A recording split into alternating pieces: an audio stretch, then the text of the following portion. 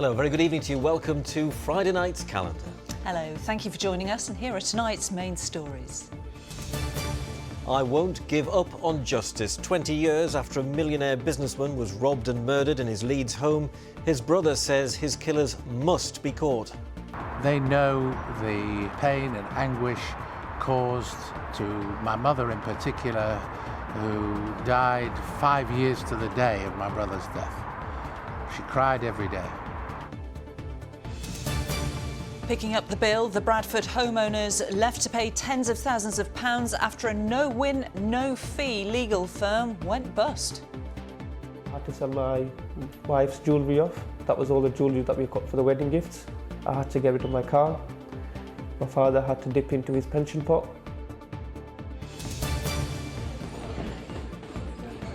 I'm at the Aspire Boxing Gym in Sheffield, an institution in this part of the city, but one that now faces a fight for survival.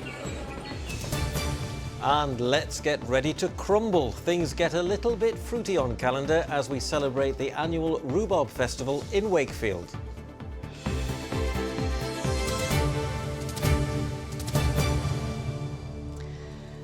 Thank you for joining us. The family of a millionaire West Yorkshire businessman whose killers still walk the streets after murdering him 20 years ago are tonight making a desperate plea to finally help them catch those responsible. John Looper was well known and well liked by people in the affluent part of Leeds where he lived. His mother died on the 5th anniversary of his death, not knowing who'd taken her son from her. In a moment, we'll be speaking to John Looper's brother, Toby. But first, Katie Oscroft reports on a case which has cast a long shadow over his family for 2 decades. John Looper was charismatic, well-known, described as the heart and soul of Woodley, the affluent part of Leeds where he lived. He didn't hide the trappings of his wealth, yet 20 years ago today, this force of nature was murdered, ambushed as he walked his dog. Dragged into his own home, his wife, daughter and family au pair tied up in another room, powerless to help him. Detectives began a major investigation. It was a particularly nasty offence. Not only did it involve Mr Looper himself, but his family as well, that was subjected to an horrendous ordeal over a number of hours. And it was only at the conclusion of that they had the terrifying experience of finding the husband and father dead. But appeals over the years have so far drawn a blank. In 2016, the daughter who lost her father pleaded for help in catching the killers. I know there's people out there with information, and I'm begging you to come forward. It's been 12 years, and I'm really wanting justice. That's the main thing I want. Every day, we can't get closure. I feel like he's not laid to rest properly until this is sorted and put an end to.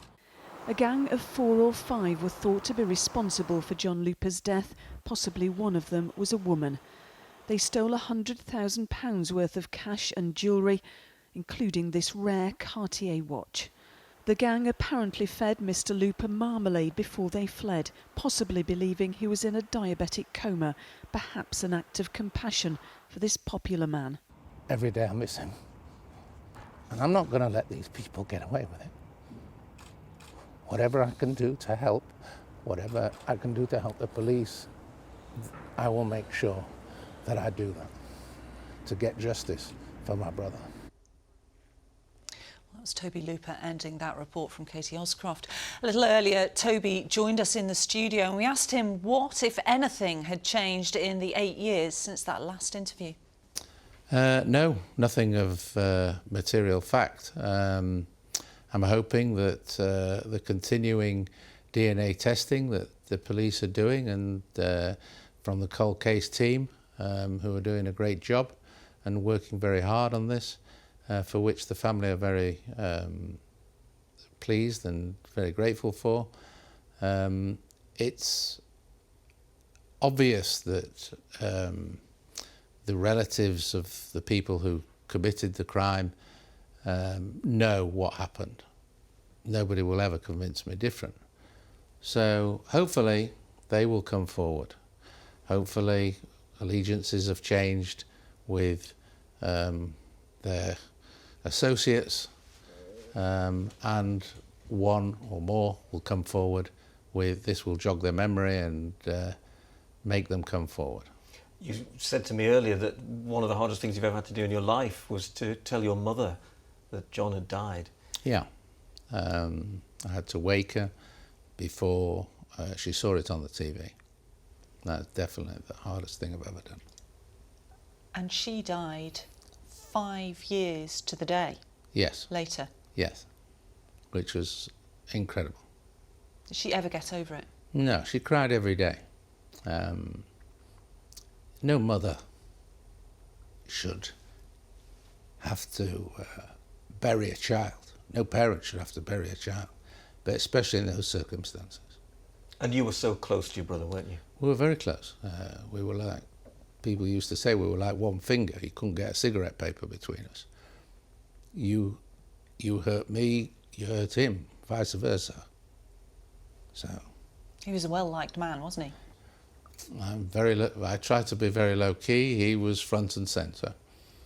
But he went out of his way to help people, even if it was to his own detriment. He went out to help people. So what is your appeal then to people who are watching Calendar tonight who might know something? Is to come forward with the evidence that the police need to get a successful prosecution. Simple as that. So very straightforward, because these people, it was a planned attack, they came with purpose, and they committed murder.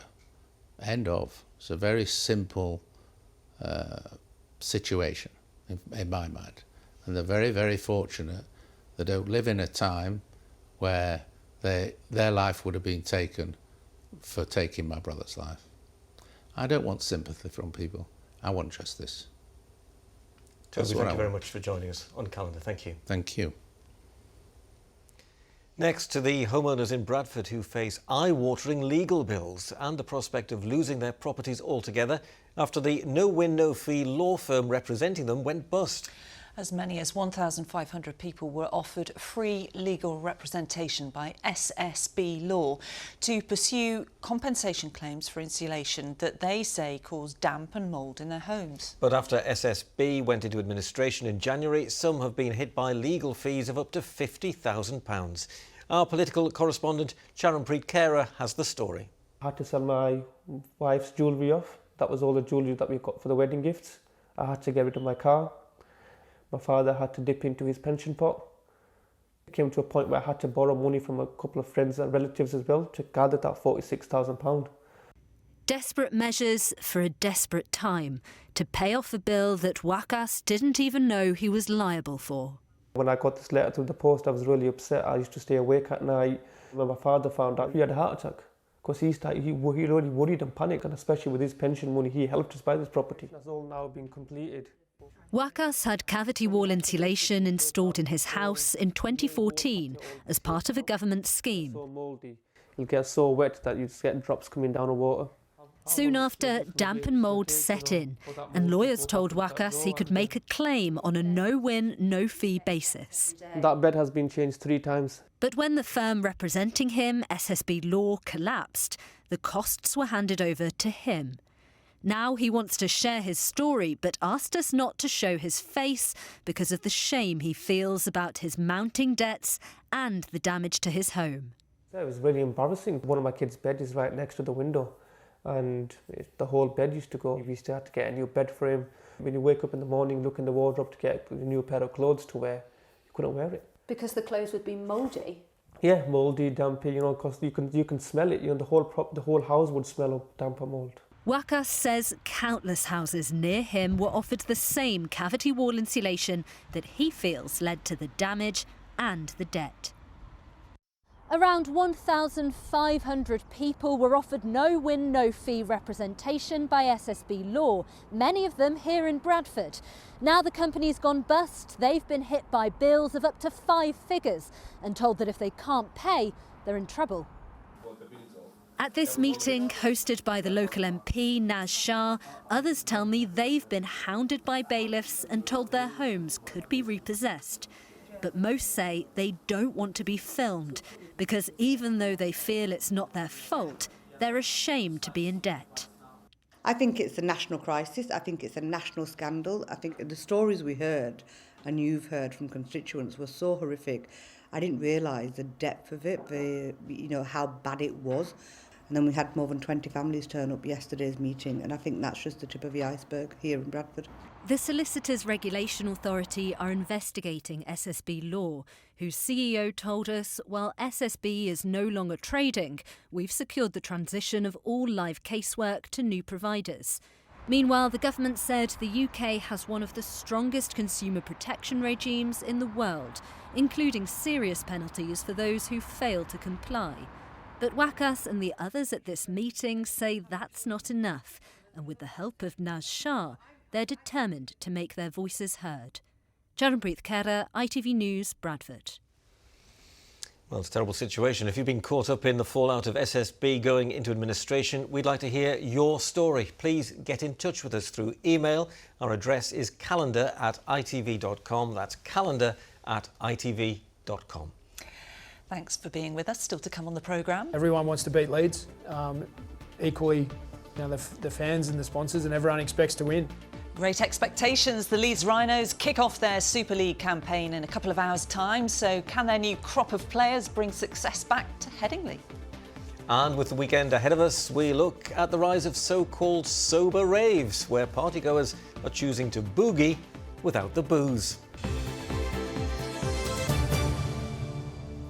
Before that, for the past 30 years, a boxing club in one of the most deprived areas of Sheffield has provided free training and support to thousands of young people. It's helping to tackle issues such as poverty, violence against women and girls, and knife crime. It's been described as a lifeline for those who need it, but now the future of the Aspire boxing gym is under threat, with plans to use the building as a centre for children with special educational needs.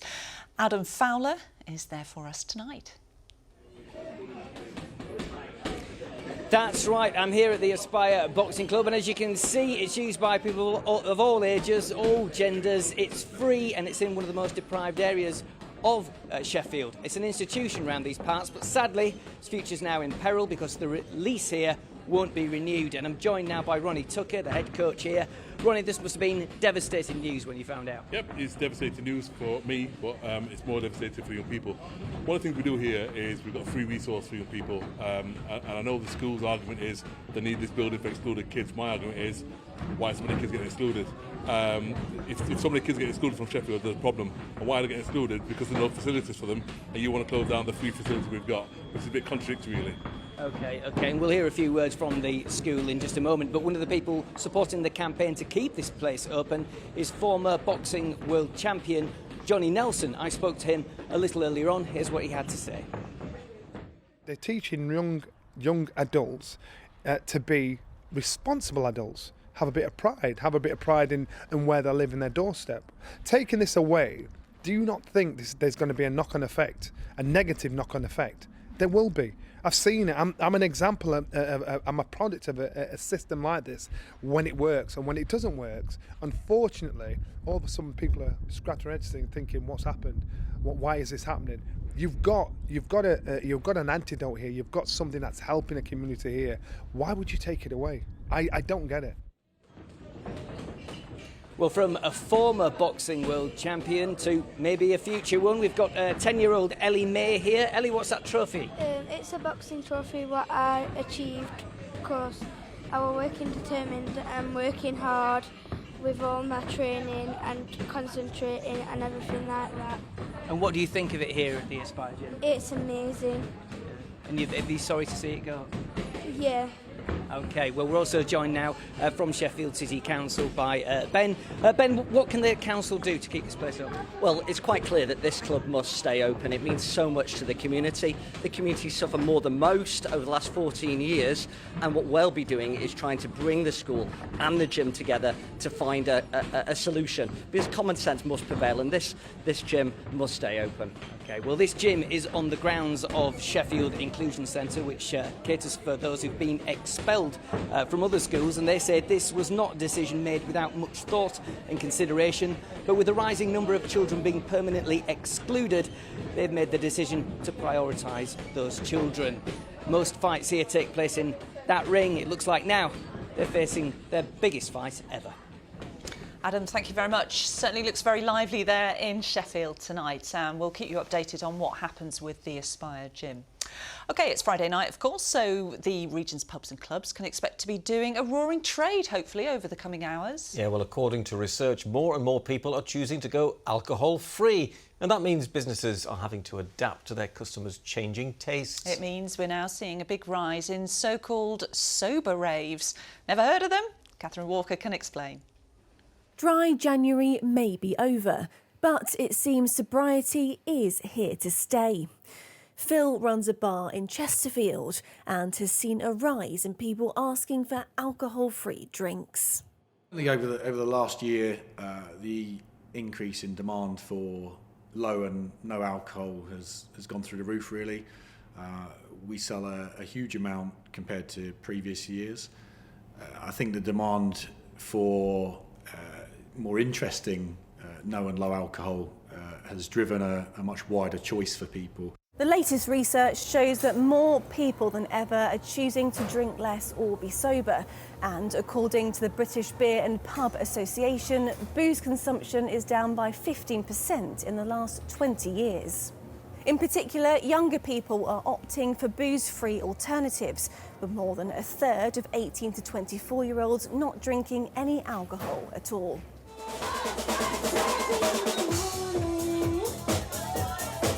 But being alcohol-free doesn't have to be a sober affair. Steph and Lily run teetotal raves, complete with glow sticks and dancers. I mean, if you look at the turnout tonight and how hyped people are for it, you know, people want this, I think. They want a place to express themselves, but without having to have the mental implications of it, where they're feeling anxious and full of dread the next day. And you save a bit of money too. And with more people swapping shots for sobriety, the organisation that represents pubs and clubs agrees they need to adapt to this growing trend. As you can appreciate with everything, we've got to keep our eye on the market, and this is one of those sort of changes. But I think it's just a more of a health-conscious group that are coming forward, but they still love to socialise, and whether it's alcohol or non-alcohol, the important bit is they're still coming out to socialise and enjoy. For decades, drinking has been a big part of clubbing culture. But the rising popularity of sober raves like this means a night on the town doesn't always have to lead to a sore head. Catherine Walker, ITV News. There we go then. So it's time for some sport, and Arif has joined us. Of course, the Super League's in full swing now, isn't it? It certainly is, Lara. We had the whole derby last night to kick things off, but tonight it's a little bit closer to home, thankfully. Just up the road at Headingley, in fact, the Leeds Rhinos missed out on the playoffs last season, but have been busy bolstering their squad to ensure this time around they're challenging for honours. There wasn't much to cheer about for the Leeds Rhinos last season. After a disappointing 2023, they've been busy remoulding their squad. 12 have left, 7 have come in. Andy Ackers and former man of steel Brodie Croft have joined for around £300,000.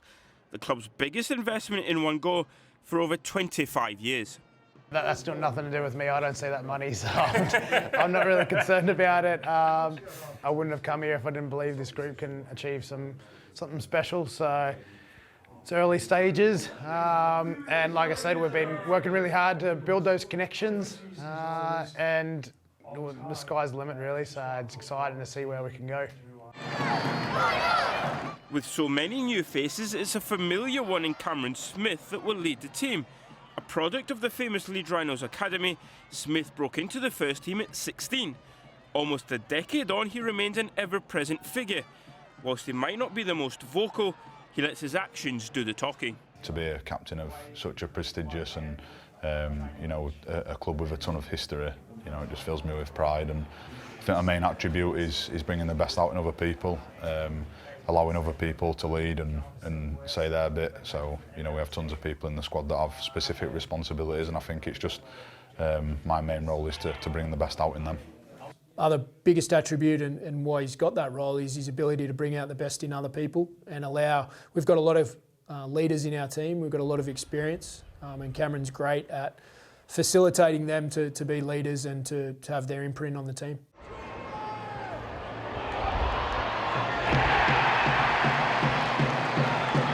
With 8 Super League titles to their name, the Rhinos are one of the most successful teams in the game. Despite their last one coming in 2017, they still have a target on their backs. Everyone wants to beat Leeds. Equally, the fans and the sponsors, and everyone expects to win. So we expect to do well, and we'll be striving to do that every week. The Rhinos won 3 of their 5 warm-up games, but now they're ready to kick into gear for the new season. Salford are the visitors there tonight. Now, the Castleford Tigers will have a daunting start to their new season. They welcome Super League champions Wigan to the jungle this weekend as they look to improve on last year's 11th place finish. The Huddersfield Giants are also hoping for a better start to the season. After a good few years, last year wasn't one that will live long in the memory. They'll have the chance to start on the front foot when they travel over the Pennines to take on Lee this evening. Rugby's like life sometimes. Sometimes you have like great years, sometimes you have like tough years, and it's all about handling them and dealing with them and then coming through the other side, learning from them as an opportunity and seeing how you can get better. I think Lee's a great game for us because if you look at everything that they do on and off the field, the way they promote the games, the atmosphere they create as well, it'll give it that real Super League feeling that the Super League's here and it's ready to go. Wensleydale cheese to Sheffield steel. Yorkshire boasts some of the world's most famous exports. But in recent years, there is one which has had a major resurgence. Yes, we're lucky to live in Yorkshire, aren't we? After falling out of favour, rhubarb is now back and in a big way, finding its way onto fine dining menus and flavouring some of our favourite drinks. And what better reason to celebrate than with the annual Rhubarb Festival, where Michael Billington has spent the day. It's Wakefield's annual homage to this most tasty and versatile veg. Yes, it is a vegetable, and with protector's status just like champagne, here they're confident rhubarb can compete with some of the finest flavours from around the world. You've had limoncello from Italy. This is rhubarcello from Wakefield. All the way from Wakefield. Yeah, this is our answer to limoncello. Absolutely gorgeous. It's something I mix with champagne or Prosecco. Oh, okay, very upmarket. Very nice. Cheers.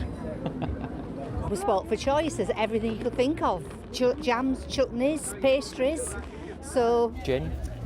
Yes, I wasn't going to say that, but yes, that'll go in the bag afterwards. People come on coach trips, come from all over the country just to come to the Rhubarb Festival. Last year I didn't do enough rhubarb products, so this year we've got a lot more. Rhubarb and ginger blondies, rhubarb crumble cookies, rhubarb and ginger flapjack. It's one of your 5 a day, isn't it? Boasting the 9-square-mile rhubarb triangle, our region grows more of this stuff than anywhere else in the UK. There's a myth that here in Yorkshire, rhubarb is grown by candlelight.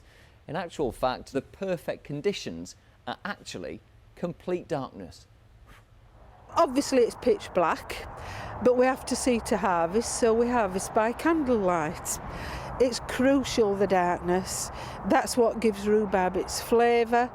Its sweetness, if you want, to your palate compared to outdoor, and its tenderness. The festival's expected to draw a crowd this weekend, 50,000 over 3 days. All this for just a bit of rhubarb? What do you mean, just a bit of rhubarb? It's delicious. If you look at any of these stalls, they've got rhubarb curry, we've got rhubarb pork pies, we've got rhubarb gin. All this lovely rhubarb, it's ever so good for you. It's made me the woman I am today. In ancient times, it was thought rhubarb was a gift from God. Apt then that this most humble of veg finds its roots in God's own county. Michael Billington, ITV News in Wakefield. Oh, I love rhubarb crumble. Oh, well, Really do. you're with the right man, because I happen to live in the Rhubarb Triangle. Look what I picked up earlier today. There we go, look, some rhubarb. Would you like one to take home with you? Yeah, go on then. Go Fresh on. rhubarb, There you go. thanks. Gorgeous, isn't it? Now then, is it rhubarb growing weather? Let's find out from Chris Page. Good visibility on the horizon. TUI sponsors ITV Yorkshire Weather. Hello there. Very good evening to you. Yes, the story across much of the region today has been another mild day, thanks to that feed of southwesterly winds dragging in the warmer air from the near tropics. As you can see on the air mass chart here, the oranges and yellows pushing across us. And it stays mild as we go through the weekend as well. Feeling much more like spring at the moment, some of the spring flowers out, but weather-wise for the weekend, often on the cloudy side, there'll be some outbreaks of rain as well, and that's because we have this weather front moving its way in. But through the rest of this evening and overnight, well, after seeing the odd isolated shower through today, for most of us tonight it should turn a lot drier. A few clearer slots in the clouds as well.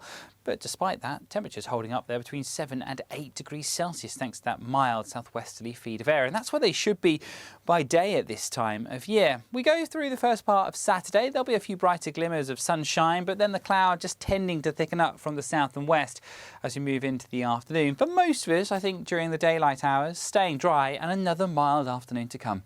Temperatures 13 to 14 degrees Celsius. Remember, they should be about 7 or 8 degrees at this time of year. But as we leave Saturday and go into Sunday, this is the weather front that will pile its way through. It might drag its heels actually as we begin first thing on Sunday morning, maybe until about lunchtime for one or two of us. Eventually though, the outbreaks of rain moving to the south and east, and we'll see something drier, brighter behind, and we again hold on to that mild feel for all of us as well. So for the weekend, yes, it's staying very mild. There is the risk of some heavy rain Saturday night and into Sunday. There is a weather warning in force for that, but during Sunday afternoon, it looks like it will be that bit brighter. Bye-bye. TUI sponsors ITV Yorkshire Weather. I tell you what you can do with that. What? Make some rhubarb jam.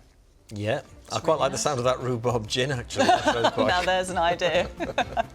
That's it. Have a great weekend, whatever you're doing. Thank you for watching. Charlene's next. Have a wonderful weekend. Bye-bye. Bye.